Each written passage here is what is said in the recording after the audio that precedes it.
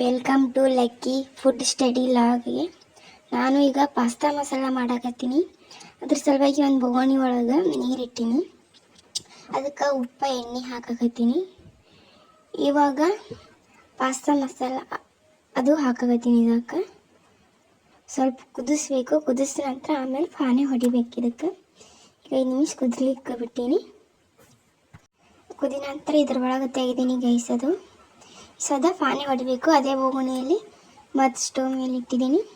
ಈ ಸದ ಒಂದು ಸ್ವಲ್ಪ ಎಣ್ಣೆ ಹಾಕಾಕತ್ತೀನಿ. ಇದಕ್ಕೆ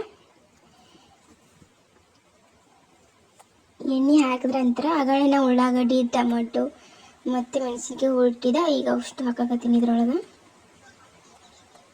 ಹಾಕಿದ ನಂತರ ಇವಿಷ್ಟು ಹಾಕ್ತೀನಿ ತಡಿ. ಇವಿಷ್ಟು ಹಾಕಿದ ನಂತರ ಇದಕ್ಕೆ ಸಣ್ಣ ತಿರುಗಬೇಕು, ಪಾನಿ ಹೊಡಿಬೇಕು.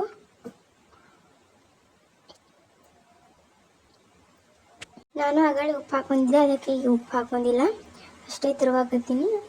ಸ್ವಲ್ಪ ಇದು ಆಗಬೇಕು ಎಣ್ಣೆ ಒಳಗೆ. ಆದ ನಂತರ ನಾನು ಪಾಸ್ತಾ ಮಸಾಲ ಅದು ಹಾಕಾಕತ್ತೀನಿ. ಅದು ಪುಡಿ ಕೊಡ್ತಾರೆ ಅದರೊಳಗೆ, ಅದು ಹಾಕಾಕತ್ತೀನಿ.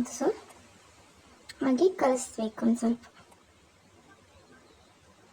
ಅದು ಪುಡ್ಕೋಬೇಕು ಎಲ್ಲರ ಜೋಡಿ. ಈ ಸದ್ದಾಗ ಕುದಿಸಿಟ್ಟಿದ್ದು ಅದು ಹಾಕಾಕತ್ತೀನಿ ಇದ್ರೊಳಗೆ. ನಂತರ ಸಣ್ಣಗೆ ಕಲಿಸ್ಬೇಕದು, ಕೂಡಬೇಕಲ್ಲ, ಅದಷ್ಟು ತಿರುಗಾಡಕತ್ತೀನಿ.